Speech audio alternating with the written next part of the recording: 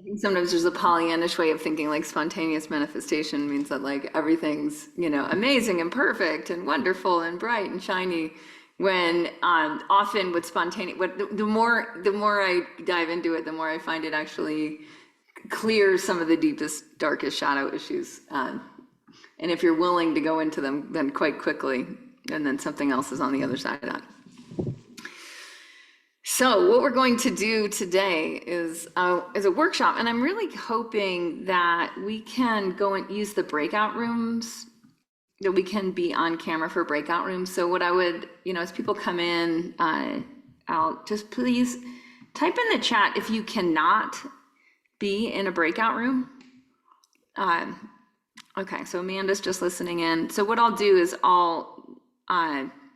okay, Amanda can't, but it seems like just put in if you cannot. Otherwise, I'll assume that you can. And if you can have cameras on too, that would be good. Look at JoJo driving on the wrong side of the road.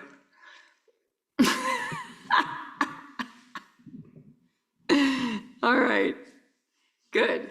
So let's just start a little bit talking about manifestation and intuition, and I'd love to hear like some people's experiences or thoughts on manifestation, on intuition, and if you want to tie it all together on the connection between intuition and spontaneous manifestation.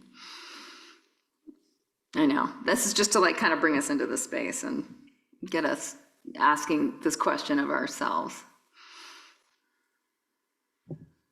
Like, I guess one of the other questions is like, how do you know what you want? Like what you really want compared to what other people might have suggested that you should want.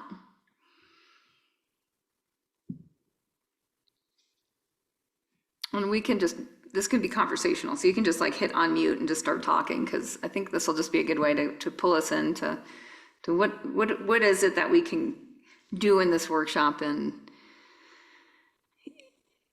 I'll hit unmute. Yeah, go ahead, Mish. I feel like you hit a point with what other people want, and that can be deeply ingrained, like you don't realize it's not what you want. For me, I really am starting to notice the joy I feel when I think about doing something. I get this like rush of, yeah, I want to do that, versus that sort of overwhelm of, I don't know, how do I do that? You find a way when it brings that joy, and it's really what kind of, I guess, what your dharma is, what you're meant to be. Like the emotional compass is profound.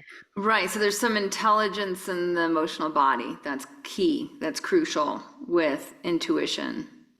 That in we could say the feeling of joy or bliss or ananda is maybe what it is in Sanskrit, that there's a signifier in there around, it's like a radar, right? Maybe that like, oh yeah, that's the direction of all the infinite directions, right? If we look at like really 360 degrees of directions in any possible moment, that there's an attunement in the emotional body. I mean, because so many of you came with me from Body Thrive into Club Thrive, we know that the circadian rhythm habits have a lot to do with stabilizing the emotional body. And so because of that, if we can't stabilize the emotional body through circadian rhythm habits, and the more I researched and uninflamed about the circadian rhythm habits, the more I ran into that like microbiome diversity determines emotional health. It's like, wow, huh? Like you are the ecosystem, right? So the less diverse your ecosystem is, the less emotional thrive, the less access you have to the natural state of being and the bliss body. Meaning, to Misha's point, I think that like it's going to be harder to even navigate, right? If you're not in touch with that joy, if you're not in touch with that bliss. So I think part of the reason I want to bring this up is that like, because you all have leaned in to your circadian rhythm habits, like how to do this. And I think anyone who feels like I don't know how to do spontaneous manifestation, what I'm going to really focus on in this first 20-30 minutes is like, you've already done this. We're going to do a deep dive into how you've already done this in the past, including our relationship, including getting in here, being with us, but also in so many other ways in your life. So we're going to look that you've actually already built this muscle, that you already know how to do this. And then we'll look at like, what do you really want? Like, what is the next wildest dream, truest dream? I love Catherine Budig wrote a book. She's a yogi. And she wrote a book, called like Aim True. So rather than like aim high, which is a very masculine approach, like Aim True is a much more integrated feminine and masculine approach, right? Where it's true to what? It's true to you. Mira, then Mahit. Hello, everybody. Hi, Kate. I kind of resonate with what Misha said in terms of finding the joy in something, and then you kind of know that this is what the direction we should be going. Because for the first time since I've moved here into Italy, okay, apart from when the kids were born, is that I felt this spontaneous joy just by learning another language and learning it properly, like going to school. And I'm writing my exams in 2 weeks, and I'm excited. And it's going to be a real accomplishment for me. And I just came from a friend now, and I sat there for an hour and we conversed totally in Italian, and I can see in myself how I've improved. So I noticed this. So this brings me so much of joy, which probably can't be shared with everybody in my family, but it is. But maybe now I can recognize, because of the conversations we have in this community, that I recognize when there's a change, and then I can see that this is something that's important in my life and it brings me joy. I mean, I never thought studying would bring me joy, but it was a pain when I had to do it in school. But it really makes me feel so good and so grounded. But then coming back to the conversation you had subsequent to that is the one about the circadian rhythms and strengthening the microbiome. I'm still sleep deprived, so I tried the magnesium. It worked for some time. And it's my challenge. It's really something that I have to work on. I've done 2 liver cleanses now. I'm really on such a high in terms of wellness, avoiding the carbohydrates, the sugars and stuff, and feeling so good. But something that hopefully I can extract it somewhere. I can get an answer for this. So. Okay. Mahit.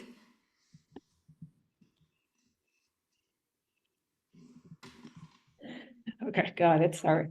Okay. Because I'm just starting, because I'm just really, even though I think I have basic circadian rhythm, I'm afraid, like, if I think I don't know how to know what I want.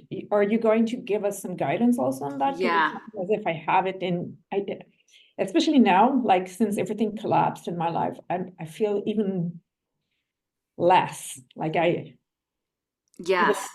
I thought I knew who I was and what I wanted, and then I'm like, whoa.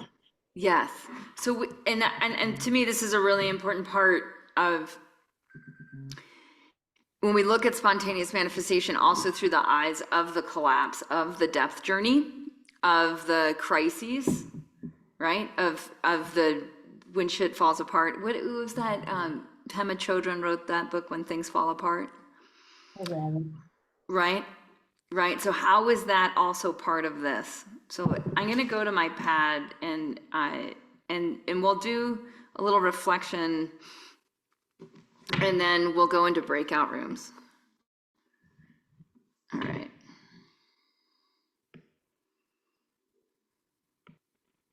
Okay. So in Ben Hardy and Dan Sullivan's work of Ben Hardy's renamed it Rapid Transformation, or he wrote the next body of work, which actually just came out, and then that kind of rode on the tails of Dan Sullivan, the CEO of Strategic Coach, who really had massive disruption, like when things fall apart, until about age 50.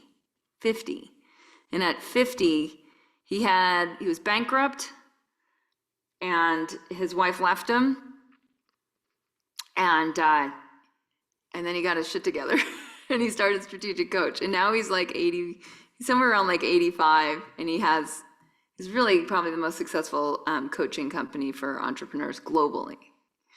So that's Dan, right? That's Dan. And then Ben kind of was raised on When Things Fall Apart, and he kind of got his shit together. At some point, he was really sort of saved by the Mormon Church, actually. That really helped him create structure. Structure precedes evolution. And since then, he's gone on to become a behavioral psychologist. He has a PhD in behavioral psychology. He's become a prolific writer, and he works mostly now with medium-sized businesses more than entrepreneurs. So that's a little bit about those two. So one of the things that they both coach on is this concept of, and they wrote a book on it based on Dan's thought leadership, and then Ben just backed it up with science, and then Ben went on to write it out and write Rapid Transformation. And it's based on this concept that 10x is easier than 2x. So many of you know I was with Ben in his Rapid Transformation Challenge that rode the coattails of the release of the book called 10x is easier than 2x. And it's a pretty simple concept. We've been working with it in Club Hero since about last November. And you can see there's actually images like this in Master of You that I wrote. So I was already clued into the process when I published that back in 2020. But the way that they articulate it is really helpful. So we look at each one of these as called like a 10x jump. So this is when in your life you have manifested what you wanted. In the way of determining that, I really like what Misha brought in with like that sense of like you know because you feel it, like you feel it's right on, right? You feel it's totally right on for you. So in the process of learning, like the process of doing this, and this is their point, is that we can be pretty process oriented in doing this, is that what you drop is 80% of that which is outdated. So it's constantly applying, or maybe not constantly as much as rhythmically applying the 10x. The 10x rule is the 80-20 rule, so it's embedded in that.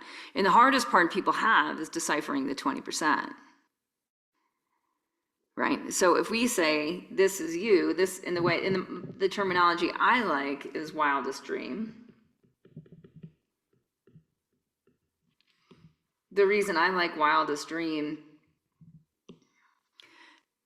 I really like the word wild. I really like the word primal. I like these words that signify that it's uncultured, right? It's not something someone else can determine for you. That's how I use that word wild.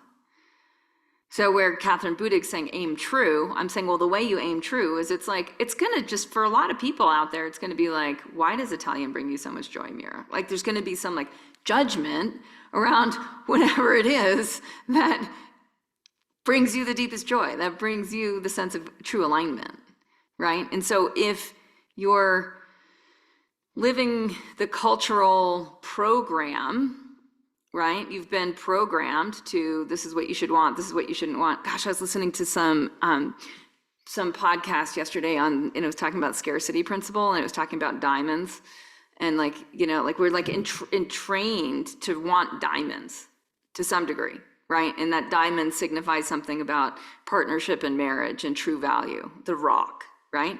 But like some people are totally outside of that, and they wouldn't, I have friends that would never wear a diamond, right? They would never touch a diamond, right? Why? Because they're outside of that cultural paradigm.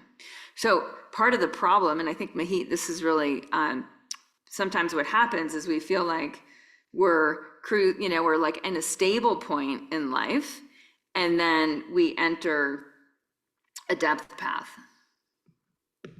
right? So we're like, okay, and we've been on a growth path, and then all of a sudden it feels like we fall off the ladder, and we end up, everything down here is beneath the ground, this is beneath the earth, this is, to me, it's like the pit of despair. That's the emotional quality of it, right? Did anyone, is pit of despair from like Is that from Monty Python and the Holy Grail, or is that from The Princess Bride? I feel it's like it's Monty Python, isn't it? Yeah, I think we need to watch some Monty Python in this community. Yeah. Right? I'm not dead yet, but I'm in the pit of despair. Right? So you're down here and it sucks. And sometimes we think this is wrong. Sometimes we think we did something wrong. Right? And then we self-berate. And that's not helpful. That actually, like, self-beratement usually is where there's unprocessed emotion. So in this summer, and I'm changing the KonMari Your Life from a 21-day summer reset to like, we're doing this all summer, because it takes time to move through your stuff. It takes time to reset your microbiome fundamentally. And that's what I'm looking for. So that, like, in fall, like, we're all like in a very up-leveled microbiome and have aligned our exterior environment to future you. That, like, as a Kula, as a community, as a club, we've, like, basically checked that box together. We know how to do it. We know how to do it repetitively. We know how to do it for other people too. So for those of you who are in, like, detox certification, it's like we know how to do that as a skill. Okay, so growth path, here we feel joy, here it's down here, it sucks, right? And sometimes there's a,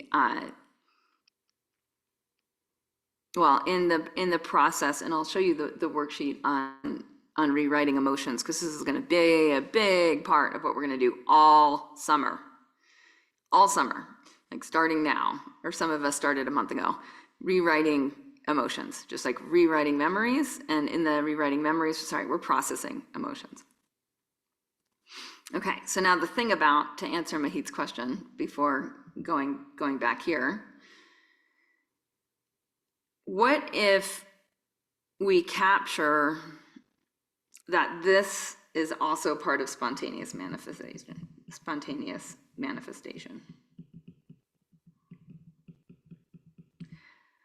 So what if we're also manifesting a collapse?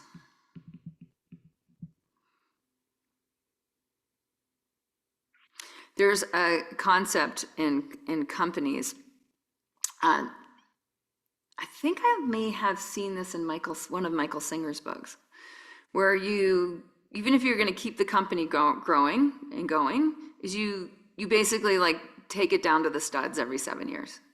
You, like, break it down and decide whether or not you're gonna go forward or pivot. And then there's a complete reinvention of the processes. Like, they just completely dissolve it in order to rebuild it. So dissolution, if we look even in ancient philosophy, and really any ancient philosophy, there's destruction. There's the sacred act of destruction. And we see this in polytheistic systems, right? Where you actually have goddesses and gods that are the destroyers. That's their job. Like, Shiva's a destroyer, Kali's a destroyer. Their act is that of destruction. They are divine destruction.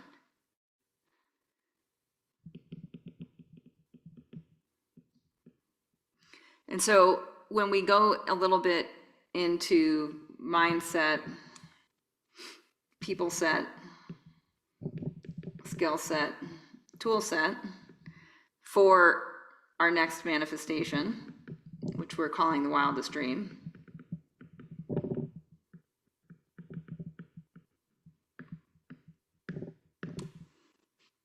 Can you see how just taking the sacred act of destruction, anyone who's in a breakdown cycle, I'm in a breakdown cycle. I feel like I've been in breakdown cycles for a while. I'm like, oh, still in one. Okay. That's a mindset that it's divine. Now, the people set that help the mindset, because you know how it is, right? Like, there's certain people that are like, don't get that, can't get that, can't go there, right? The bright, shiny, happy people who are in denial, right? So if you're talking to one of them, they're going to be like, they're not going to understand divine destruction. And it's not really in our culture, right? We're in a culture where quarterly reports are growth after growth after growth after growth after growth after growth after growth while we trash the planet, right? For growth after growth after growth. So there's a mindset that's embedded in our economy that doesn't get divine destruction. Okay, so then you look at like, okay, then people set. People that reflect, let me make this a little bit more linear, reflect the mindset are very, very important. So my goal in the workshop is that like we get what this wildest dream is for you. And we get mindset, people set, skill set, tool set for the wildest dream. So what I want you to consider, and this is what I learned from Ben and Dan on this, is the way you figure it out, like part of the way that you figure it out is you look back. You look back. And you look at your life right now, and you look back and you say, where have I already done this? Where have I already 10x'd? Where have I already spontaneously manifested? So I'm gonna give you 2 minutes to just write, and it's just straight, just start writing. And don't, if you have the mindset of like, I haven't done this, I've never done this, I've never spontaneously manifested. Okay, and yes, and let's pretend you have. So you might even look for the smallest ways you've done that.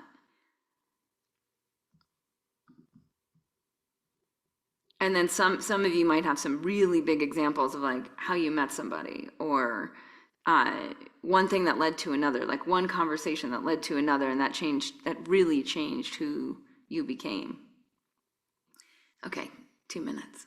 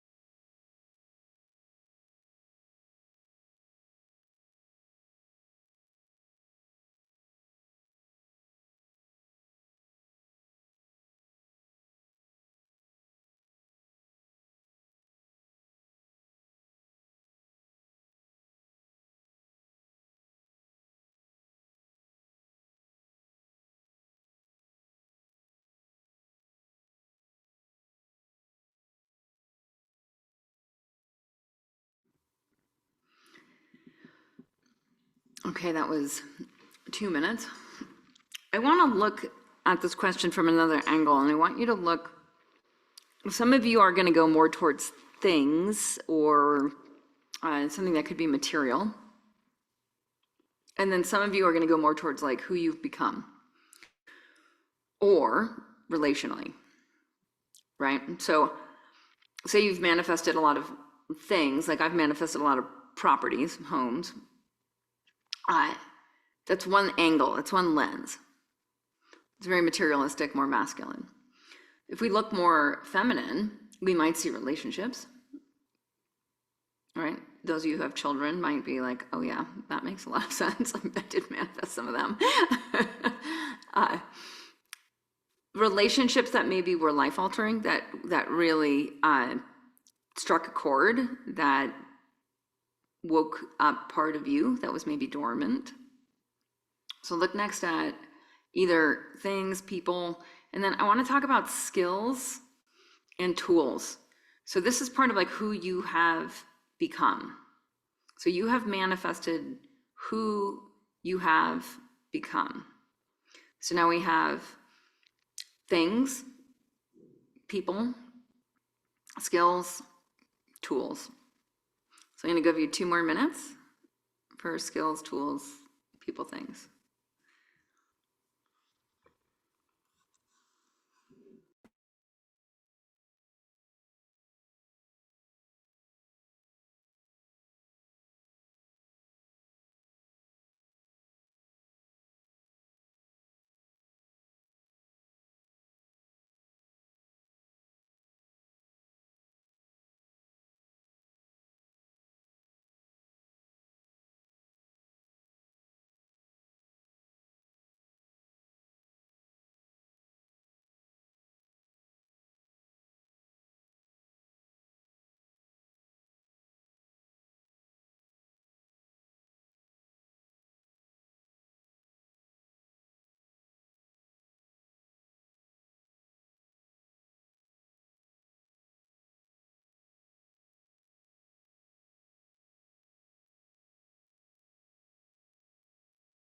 Kate, what would be the example of tools again?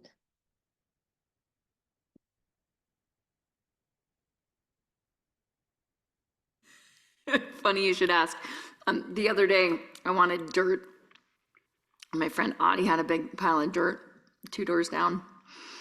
And we have a tractor. We have a hobby tractor.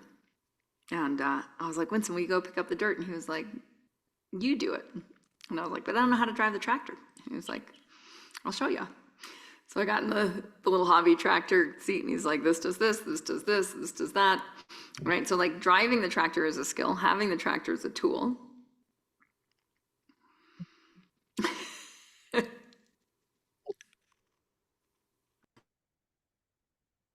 So, for example, our habits that we have now are tools, correct?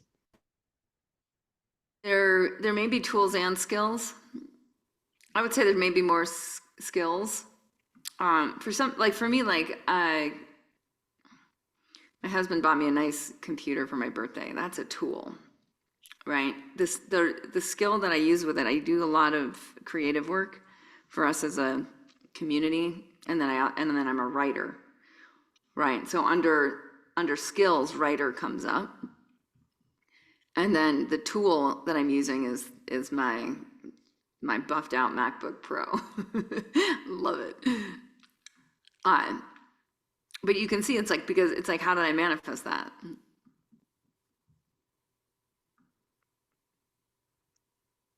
Some things, when we look at manifestation, it's easy to forget that we're doing it constantly, right? It's easy to forget that. And so what I want us to do this summer is just bring some of this, bring this workshop in, bring this vocabulary in. We can do this again, in accountability partners, et cetera, where we just take time to work these questions. All these questions I'm writing they're on the forum, they're on school, because it's a muscle that we can absolutely strengthen. And as we strengthen our intuition, that becomes a skill, right? So who we become is someone who's highly intuitive, right? If we look at circadian rhythm, it's a skill to tune in. Like I went for a bike ride early this morning up the mountain, and then I did my hot tub cold plunge routine. And, I was thinking, Indy and I have been talking because we were in Mexico for the last 6-8 weeks, and we got acclimated to like very hot, humid weather. You can't cryo down there. There's nowhere to, it's just hot.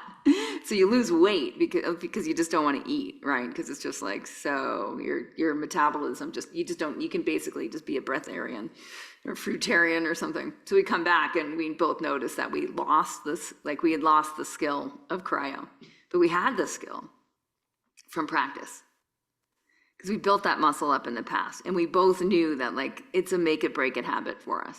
Maybe because we're so kapha underneath it all. So we've been joking around with each other every day because it's like, you know, the water was 37 degrees this morning in the cold plunge. We both got in at different times, and it's like neither of us stayed very long because we're rebuilding that muscle. But we have the skill of like getting our butt in the tub. Like we have that from repetition in the past. So some of you have like Lynn has these analytical skills that have been groomed from an engineering degree and from process-driven work for her career. So it's like there's specific skills that you've all garnered. And I would start to look at that you've manifested those. And try to see them as non-random. Because if we were all to review all our skill sets, we would see that everyone's is a bit different. So then you might apply the joy factor, and it's like, well, which of these skills, which of these tools, which of these types of relationships, it might not be that specific relationship, but it might be the types of relationships, do you want to have, do you want to experience as part of this next 10x, part of this next wildest dream?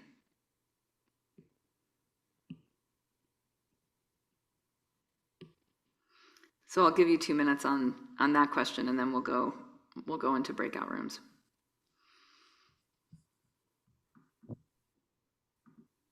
Two minutes on what? Which of these things are our 2x? Like 10x, like which of that, when you look back, when you take this process and you keep looking back and you're like, I've done this. I've gained these skills, tools, relationships, and then things. And I'm including like everything, like every kind of like property or whatnot, very capitalistic Western thing on things, like any materialism, right? Then it's like, we know how to do this. We've done this. Now, what have we learned from this? Do you guys know the law of accumulation? I love the law. It's like one of my favorite. I love all the universal laws, but the law of accumulation. I was thinking about the law of accumulation today because in the last few days I've like pulled a lot of the compost out of my compost bin and used it to grow the food for the next season. So I mixed it with dirt. So I got the tractor full of dirt from Audie's house, right? I asked Winston to unscrew the compost bin so I can like get into what has accumulated over the past, since 2017 here, that we dump everything in this bin. It's like right on our walkway. So when people like try to get into our house, they have to walk right by the compost bin. My parents hate it. They think it is like so ghetto. So I pull all this like hummus, right? This rich earth, this microbiome diversity galore out. Now, law of accumulation all over the place, right? Because what do? We put our waste in the bin, that which we're not going to eat, and it becomes that which grows the next cycle. So we all have this law of accumulation from people, things, relationships, skills, tools. And we can look at this and we can say, well, based on this reflection, based on which sparks joy, like based on that inner radar, that intuitive radar of what we want next, like what is the next 10x? That's my question. So are we supposed to pick only like weed it out and only take like 20% so that we're leaving 80% of it out, or just whatever? Yeah, but don't worry about that as much right now. Is like you're just trying to like really use that you've done spontaneous manifestation in the past. All right. You've done plenty of manifestation in the past. How does that inform who you want to become next? What is future you? What do you want to experience?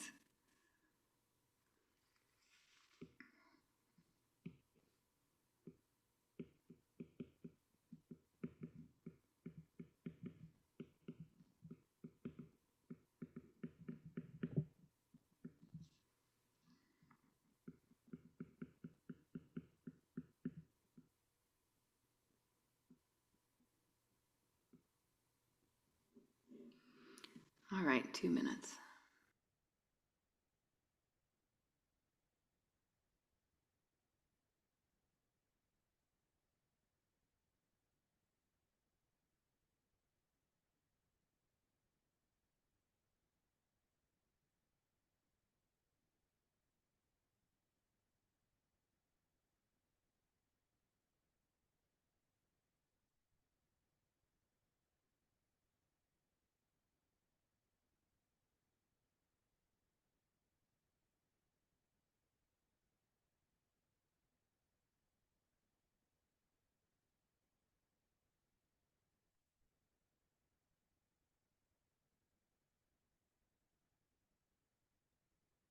Sorry, Kate, but I think I just don't get what we're supposed to do right now.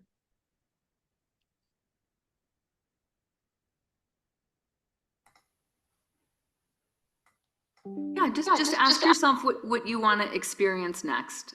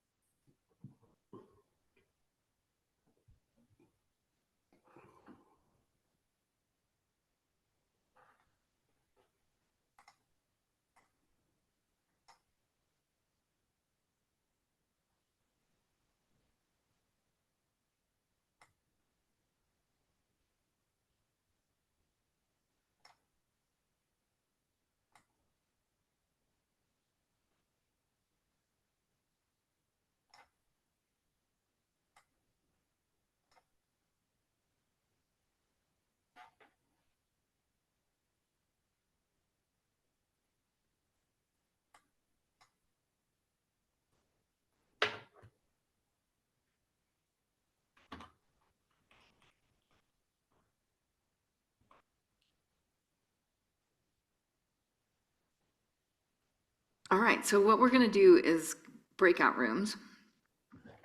And in the breakout rooms, it looks like, oh, good, Jenny's on camera. I think Amanda can't be. Hi, Jenny. Marita, can you be in a breakout room?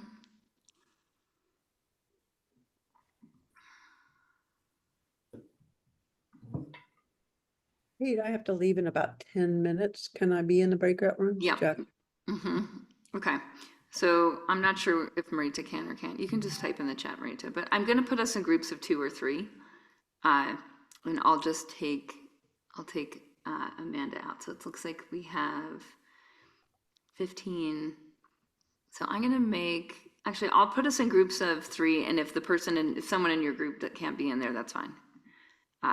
So what I'd like you to do in the breakout room is we will be in here for about 10 minutes. So if you have a group of 3, it'll be about 3 minutes each. And I just want you to reflect on where you have spontaneously manifested in the past. So I want us to get grounded in that we've done this. So again, you might think about this in turn, and you don't have to, if the word spontaneous throws you off, leave that one out. Right? Just where you've manifested, and you could say intentionally manifested or creatively manifested. For some of us, like Jackie in the chat, like you wrote, like people showing up. For me, it's properties, like I think of it, properties for me show up at the right time. No idea why. No idea why, right? And then for some of you, it might be like someone with a skill, or you could do like a deep dive, like me, or like deep dive into a skill at a certain point in time, and you get good at something. So whatever it is, I just want you to completely trust. And for some of you, your self-doubt is so trained that this can be hard, right? So if you have self-doubt, it's not useful. This is really clear. It's like all over in the ancient text. Choose an ancient text. Doesn't matter which system it's coming from, right? Self-doubt is completely toxic. So if you're experiencing self-doubt, the only way to break that pattern, I think, is just to trust. Just be like, well, what's coming up? I'm just going to trust that. Like whatever's coming up, I'm just going to trust that. And that's how we start to build the muscle of intuition. Okay? So if there's self-doubt, this is why we meditate, so we can like stop a thought pattern, ignore a thought pattern, like go back to the breath, right? That's why we meditate, so we can go back to the breath, find something other than a dead end in the mind. So self-doubt, you're just gonna be like, no, I've done this. I'm gonna trust, I've done this, even if it's the littlest thing. Like I manifested a cup of coffee this morning. Amazing. Amazing. Okay, so you're just gonna set your timer 3 minutes. The person's just gonna go through, this is how I've manifested in the past. This is what I've manifested in the past. This is what's brought me joy, the greatest joy that I've manifested in the past. And you're just gonna keep asking the person the same questions. We're just gonna build this muscle. If you are only 2 people in your room, then you can do 5 minutes each. Amanda, are you good to be on camera? No? You're good. Sandy? Marita's good? Sandy? Sandy's a maybe. Okay, I'm gonna add one more breakout room. See you guys in 10 minutes.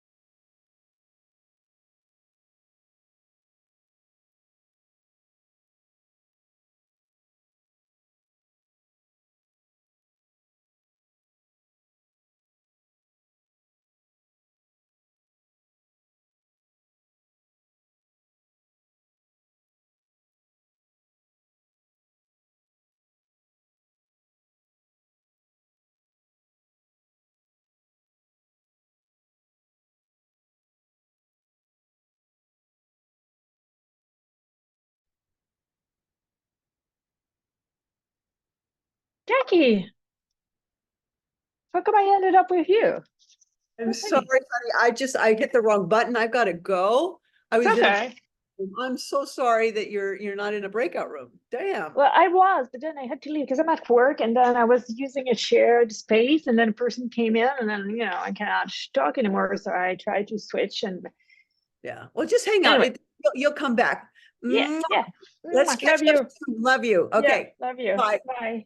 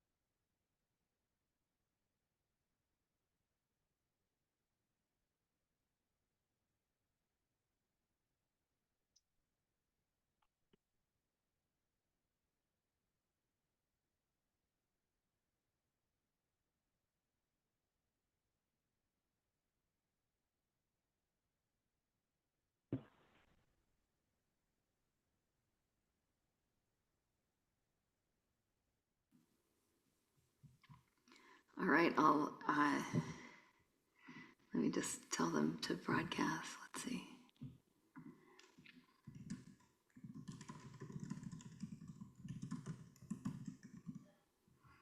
How was that, Mahit? Could you see in the past where you've manifested? Small things. I manifest very small things, but I still cannot. I'm still confused about what do I want to manifest now. So, but yeah, I could see very small, like, yeah. Okay, so that is the muscle you want to strengthen, and strengthen it with small things. This is, based on like James Clear work with Atomic Habits, BJ Fogg's work with Tiny Habits. This is also part of like law of accumulation. It's the noticing the little things, and especially when little things are all you've got, right? It's like that's what you protect, that's what you pay attention to, that's what you attend to. But And but even how? those little moments of joy, like those little moments of like, just being in here and being together doing this is better than not being in here, being together doing this. But how do you take that and make it help you figure out what you want to manifest next? I would think for you, like, don't overthink it, because so much self-doubt is going to come in. Who has this pattern too, where it's like you ask yourself that big question, like, what's my next wildest dream, which is this big, bright growth path question, and it's just like, because there's infinite possibilities across time and space, that like you're just like overwhelmed, and then that shuts you down, and then you just go right into self-doubt, like, I'm not going to choose right. Yeah, okay, so you are not alone, right? I'm seeing Marita's hand go up, Mira's hand went up, right? Linda's hand went up, right? You're not alone. And just realizing that that's a pattern, it's a depth path pattern, right? So in depth path, it's obscure, meaning you can't see. You can only see with the third eye. And I love the mythology of, you know, the god. Usually it's a god. Sometimes it's a mortal, and they have to go to hell, and they lose an eye in hell. So they're in hell, they lose an eye, they can't see, they're down to one eye. The one eye is the third eye. They have to learn how to see with their intuition, right? And then they come back to the world of light above the soil. They come back to the world of light. They only have their one eye. Everyone else is like, wow, you look like hell. You look super scary, but they're enlightened. Why? Because they can see the light in the darkness. So they're always in light. The interesting thing about hell is usually there's a fireball. Usually the way they lose the eye is it gets burned out. Sometimes it gets plucked out. Sometimes it gets burned out. Yeah, I know, pleasant analogies from our ancient ancestors here. So these are the myths that go back. We don't know how far they go back. We know they go back at least, whatever, 4,000 to 8,000 years, but there's some idea that we have had these stories around for at least 50,000 years, right? Humans have been telling the same story. These stories appear in dreams. These stories just keep coming back. They keep coming back, and it's the story of the depth path. So if we can't see, if we don't have clarity of vision of what we want to manifest next, not a problem. We just start to look for those little things, those little moments that you're like, I'm happier right now. Okay, what am I doing? Right? Or, wow, I met someone that I resonate with. Okay, how did I do that? How did I meet them? You know, and being in a mastermind group like Club Thrive and Club Hero and Wellness Pro Academy, right, we have more likelihood, we're increasing the likelihood of meeting people, right, that are attuned to the future you we want to experience next. Okay, so the next question, I want you all to vent for a moment into what is frustrating. So part of manifestation is just, or part of strengthening intuition is notice what you're noticing. So the more we can notice what we're noticing, right, the more quickly we can attune to what's going on, where our intuition is guiding. And one of the ways to do that is not by burying frustration, but actually by highlighting frustration. And you can use any emotion that's been present. So maybe it hasn't been frustration, maybe it's just been despair, maybe it's been anger, but it's, you know, maybe it's been depression, something that has been a negative. We're looking for a negative emotion that's been grabbing your attention. And we're saying that this is divine too. Maybe this is the divine part of the destructive cycle, right? By showing you what you need to process next. So rather than pushing it away, rather than going through like talk therapy and processing the root of it, right? We're just looking at like, what is it? So I'll give you 2 minutes. I like the question of frustration. So what is frustrating you lately?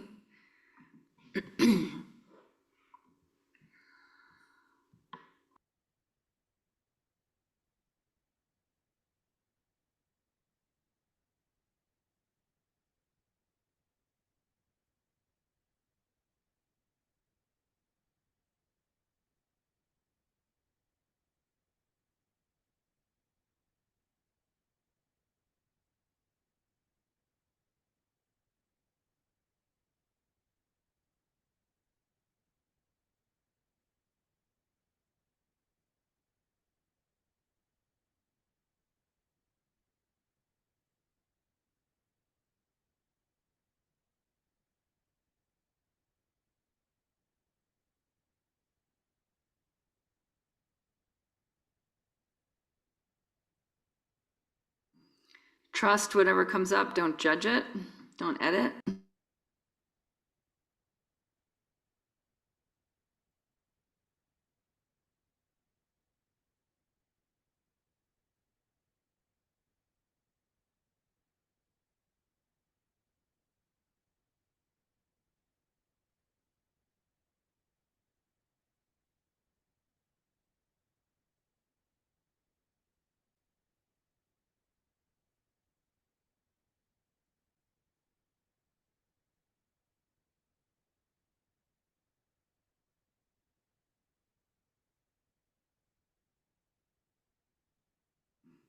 Be increasingly specific.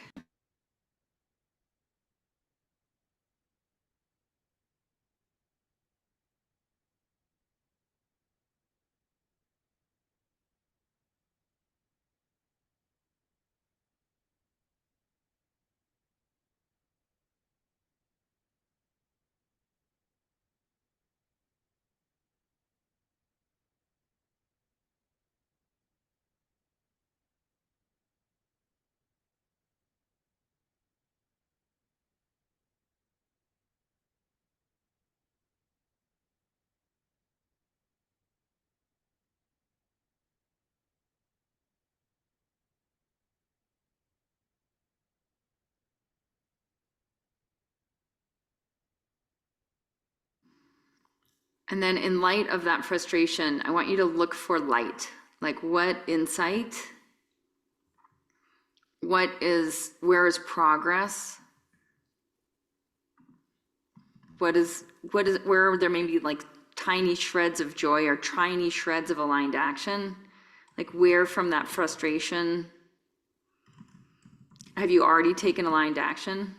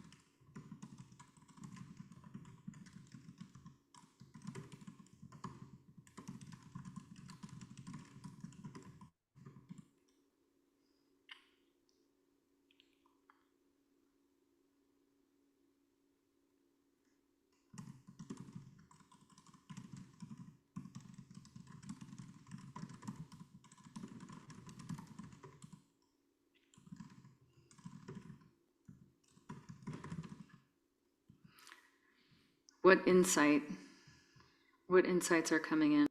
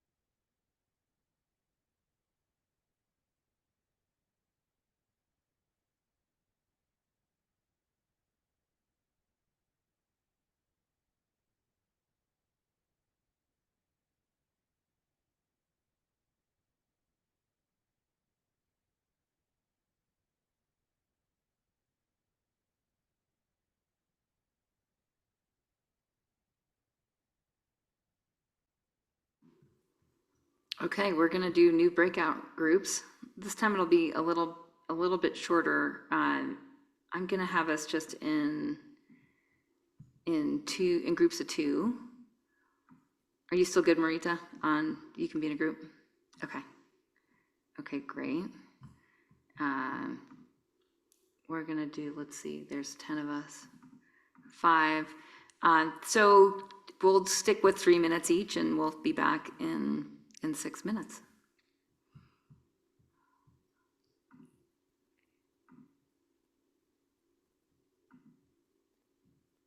Hold on, I just have to.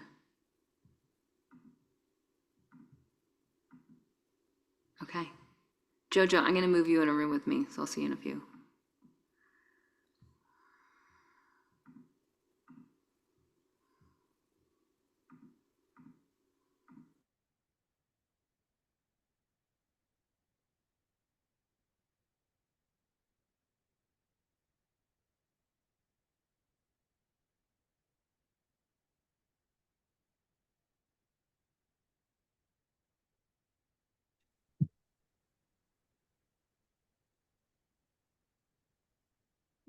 Mm.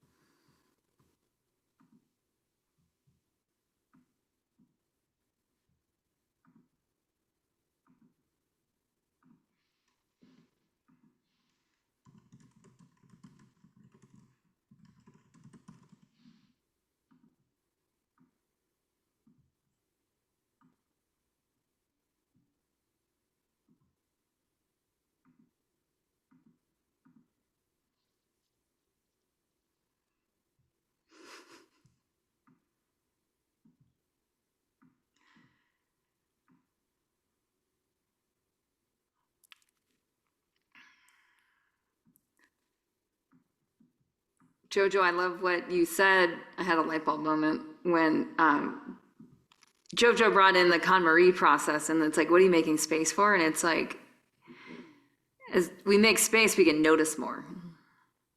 It's a principle in, you know, pranayama and yoga philosophy and fasting and all that is like the emptying out, becoming more subtle. So as the channels become more subtle, you become more sensitive.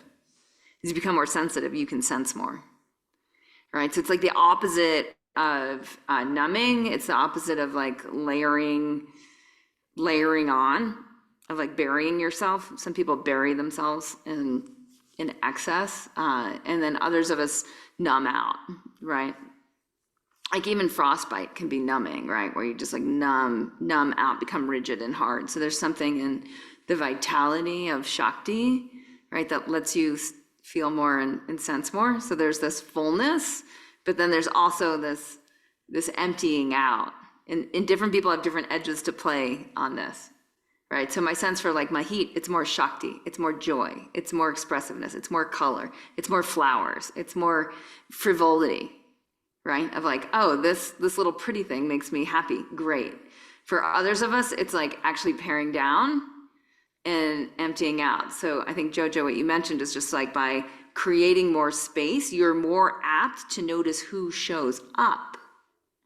And I'm doing that now in my company, like entirely, like cleaning all of the things, the processes, the apps, the like all of these things have just law of accumulation. They've just accumulated over a couple of decades, right? And now I'm like, why do we have this? Like it's out. Like how do we pare it down to like what is absolutely essential, right? Because then in that, in noticing what that is, then there's more space for receptivity on the other side of that digestive process, that eliminative process. Okay, what else happened in your rooms? Any other light bulb moments? I'd love to hear. Did anyone have a light bulb moment when the other person, when your partner was speaking? Or a light bulb moment when you were speaking? Yeah, Mira. I was with Brenda, and you know, Kate, whenever I renew my subscription, my husband, we have this conversation with my husband, like, so what are you getting out of this? Because like maybe he can't see things in me, but everything is so subtle. And just doing this exercise now just made me realize how subtle it is. And when you ask the question of what is those tiny shreds of aligned action coming out, and it's there. I can see it. So I can't explain to my husband what I'm getting out of this yet, maybe. But I think now in my aligned action, he's going to be able to see it. So this was like the epiphany that just happened now. And then in partnering with Brenda, I could see with her how she has blossomed in this time. I think we probably joined the community together. And it was just amazing to see how she articulated her stuff and projected it instead of being so closed as she was in the beginning. So it was just both of us actually throwing light at each other and just almost like revealing. It's like the lens is being wiped, and I can see, or we can see things coming to the surface. So I'm so happy for this exercise. Yeah, I just want to show you guys. I'm gonna screen share. So these little ebooks I've made for us. We have the journal. And then we have the member ebook. So the member ebook, these are all like the tip sheets that we'll be using this summer. And the rewrite the memories, this is coming up a lot, and this will help any of you, especially those of you who are on the, in that divine destruction, or are noticing, even if you're not totally in divine destruction, but you want to activate the power, right? This is a deity, this is a superpower, this is innate, it's a superpower of divine destruction, and you want to make it work for future you. Do this one. Okay, but I want to show you too, in the way that the workbook, and I just updated it, it's been updated on the links on the forum and the pinned post, is this reflection, like just getting more, all of these journal things, write the memory. I broke this into 2 sheets: write the memory, rewrite the memory, write the memory, rewrite the memory. So there's multiple copies of that. Then this intuition daily check-in, there's a bunch of copies of that. Then the unpeeling your onion and this reflection. All of these are reflective exercises. They're just like sit and reflect, because in discovering what the next 10x is you've got to look back, and then you've got to project forward. So you've got to look back on where you've already 10x'd and where you need to rewrite memories that aren't working for you. So if you currently have like a pattern that's not working, because Mira, I would argue that like you don't have to wait for anything. Like you can just simply go back to like where you were when you started, what was going on, what you were frustrated by, you know, in your body, in your work, in your parenting, in your relationship, and you can look at like what's changed, and then what that is, and then you can actually put a monetary value on each of those things, because each of those things will have a monetary value of having differentiated costs, right? And it is the power of reflection that we get to be able to see. So in yogic philosophy, the intuitive body is called the Vijnanamaya Kosha, and Jna is knowledge, and Vijna is when you reflect on knowledge. So intuition is activated by reflection, not projection. Wild, right? Because some people like me, like you just are like very future focused. You're very, very much future focused. And this process of strengthening intuition is very past, right? It's very, very much reprocessing. So you're creating neuroplasticity now by remembering in a way that works for the future self. So it's an action, it's an activity, it's aligned action for future self, but it's not something that just happens, and it's not something that culture has taught us. Culture has taught us to take action, but not reflection, right? So that's why we often feel busy or overscheduled or like there's too much going on. It's because we haven't just pressed pause, reflected. If we do the reflection, we should be able to dump the 80%. That should create an enormous amount of space, time, room to move forward. Just like you said, Jojo, you're like, I'm conjuring my life, I'm conjuring my house, I'm conjuring my schedule, I'm conjuring the things that are showing up, and that's creating space. In that space, I'm subtle. So the Vijnanamaya Kosha is sandwiched between the mind, the emotional body and mind, and the bliss body. So spontaneous manifestation happens in the bliss body, right? So you can like think of something, it's totally connected because the Vijnana is clear, because we've rewritten the memories, it's totally neuroplastic, right? So now there's like easy transference between the physical body, the energy body, the mind body, and the intuitive body is the gateway between the bliss body and the mind. So you have like a thought and it manifests. Like Marita, you were saying like your friend told you about the job, you got the job. Wasn't even this like, I need to get a new job. Like it was a bit on the radar when you and I talked in your initial interview to come into Club Thrive, where you're just like, it's not great. So we were aware of that. You named what was better, it came in, and then it happened. And you look and it's like, okay. So it was a process of looking back, rewiring, rewriting, clarifying, this is what I want next, right? So sometimes, and this will answer your question, Mahit, sometimes the way we know what we want next, it's by knowing what we don't want to repeat. And so we can clear that out, and in rewriting the memory. And you guys, the reason I have a bunch of different worksheets is some of these are just going to work for you and others are not. Like some of you are not like a daily check-in person. Other of you are like, yes, I want to do the daily. I just want to do daily to strengthen this muscle of intuition. I want to notice. I know, Jenny, you were saying like you were impressed with Christine, like doing it daily. And so for some of us, it's like, okay, I'm just going to print 30 of these and I'm just going to do it again and again and again. And sometimes as I notice having them printed in a stack, that I can wake up and do it, or right before bed I can do it, and we want that waking or sleeping time because we're more in the liminal space with that. Okay, so we have basically 2 minutes, and yeah, and Mahit, I'll pick up your question. I can also stay a few minutes longer.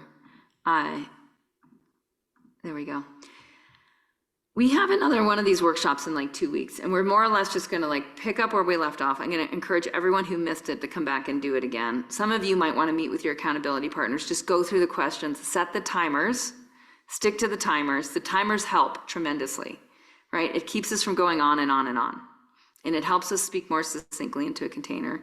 So just the practice with these and doing them together, did anyone notice like there's something that happens when we do it in a group rather than just reflect to the self? Super important. So if you need an accountability partner, say so on the forum, and that's the best way to get one. And if you can't find one, we'll help. And then just keep doing, like keep working the system of the questions, and you'll start to notice more. You'll become way more sensitive, you'll become way more present to who's showing up when, to what's showing up when, to who's reaching out when, to like who you bump into. You'll have a dream and you'll remember, like yesterday I reached out, no, it was this morning, I reached out to Drew and I was like, what do you know about Facebook ads and creative AI and blah, blah, blah. He's like, I just thought of you yesterday and wanted to reach out. And I just thought, and he's like, and I just tested creative AI and it doesn't work for what I want. Let's talk. You know? So it's like, you'll just notice that you are aligned. It is happening. You are sensitive to this. This is a muscle. That's it. It's a kosha. It's a muscle. Tune in and it tunes you. Okay, if you need to go, see you in a couple weeks, Mahit. Otherwise, stay around and find out what Mahit is going to ask. Yeah. So this rewrite memory. So return to memory, rewrite a memory in a way that works for future me. Do you actually change, like rewrite in, like as if it happened in a different way? So actually changing the events? No, you just change the impact it had on you in a way that it became like a boon, or that it works for your future self. So you're not, yeah, you know, there's no, this is fascinating. You know, with eyewitnesses, they've studied this with car crashes. Like two people watch the same car crash, like no one remembers it the same way. So memory is subjective, not objective, but that's not how we think of it, right? We think of, well, this is how it happened. This is how it all went down. Right? And some of us, you know, if we're more in, I think the way Craig Hamilton would say it, if we're like hyper ego developed, then we're like, we're always right. If we're hypo ego developed, then we're always wrong and always the victim, right? And so it's fascinating. The rewrite means that like you're all the characters in the story. Right? You're all the cards in the tarot deck. You're all the gods in the polytheistic religions. Right? So you are the whole universe tied up into one individual. You are the Father and the Son and the Holy Ghost, right? Like you're all the things. So when you rewrite, you're asking yourself, and Ben Hardy I feel like he's done probably the most research on this in terms of behavioral psychology. He's like, it just has to work for future self. So what can work for future self usually is a lesson learned, especially from a negative experience. Right? Like, what was the lesson learned I don't want to learn again? What were the skills I gained from the lesson learned? What were the tools? What were the new relationships and people? For example, I just brought Brian Francisco in to coach me because he knows how to restructure companies. I don't know. He's my who, not how. And he and I, we just can, you know, and he's super calm. He's a very opposite personality than me. He's very process driven. He's not very emotionally driven. So he's very, you know, he can take time and go deep and like all the things that like don't work for my like rabbit cougar self. Yeah. So what I'm doing in rewriting the memory, right, of like these things that I wish I had already learned, these things I wish I didn't have to learn the hard way, is I can slow down and say, well, that's not how it played out. Right? How it played out is how it played out. That's divine. How it played out is divine. Right? There's nothing wrong with it. There's nothing wrong with my story. Even the horrific parts, there's nothing wrong. There's nothing wrong with it. It's how it is. Exhale. Okay. Now, how do I rewrite this to work for my future self? And what we know is it's like the darkest times, right, that really clear the way for the brightest future. So it's like, if you really want to learn something, pain is usually involved.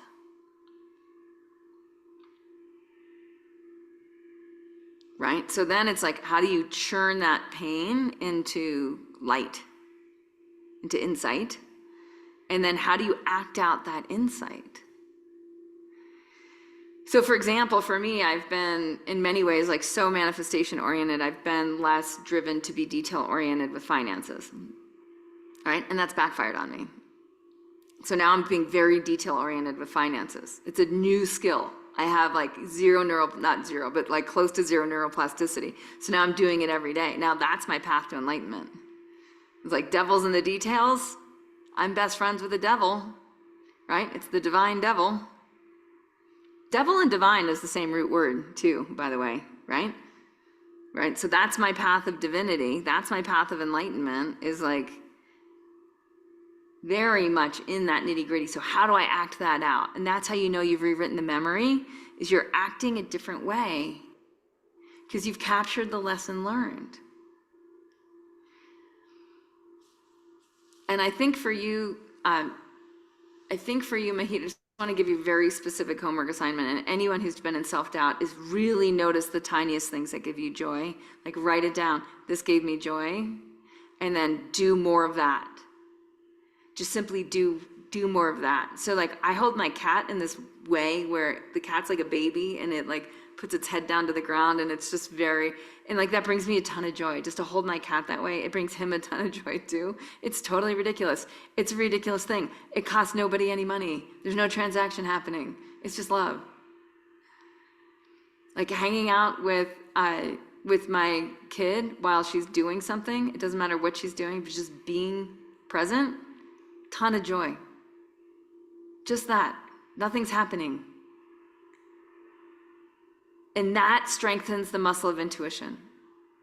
That muscle of intuition, as it grows stronger, will point its way to the wild, towards the wildest dream. One last question. So all this because I've listened to the last KonMari kickoff call, and I'm like, well, but this requires time. Like, how do you manage a packed schedule in order just to wedge some of these actions? I know noticing what brings me joy takes no time at all, but everything else, and I'm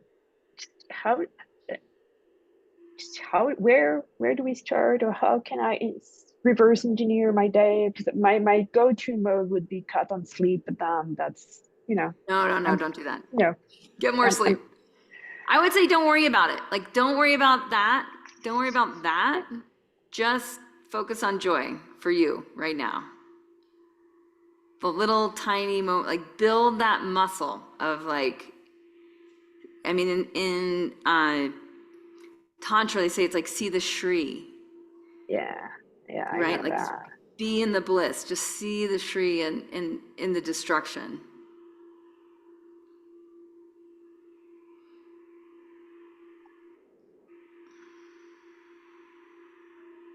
Who's glad Mahit is here with us? We can use our little emojis.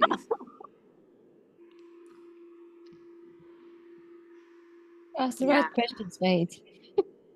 Good for all of us. What's that? Wait, I missed it, Mira. She asked the right questions because we couldn't ask it like she did. So thank you, because we all learned from it. Yeah, we wouldn't have gone into divine destruction. Yeah. Okay. J, everyone. All right. So the last question I'll leave with you is like really what mindset is critical for the wildest dream. And just start to notice that, because a lot of you will notice self-limiting thoughts in that. Like you'll just notice what mindset isn't. And that's great. You know, I just keep going back to the Seinfeld episode where like George Costanza is like doing everything wrong, and Jerry Seinfeld's like, well, just do the opposite. Like if you can't get a date, look back on what you were doing and then just do the opposite of like every single little thing. Just do the opposite. And you're like, that would work. That would totally work. So that's what I'm doing. That's what I'm doing with like restructuring my company. I'm doing the absolute opposite. So it means almost like, it's like anti-impulsive because I'm very impulsive, right?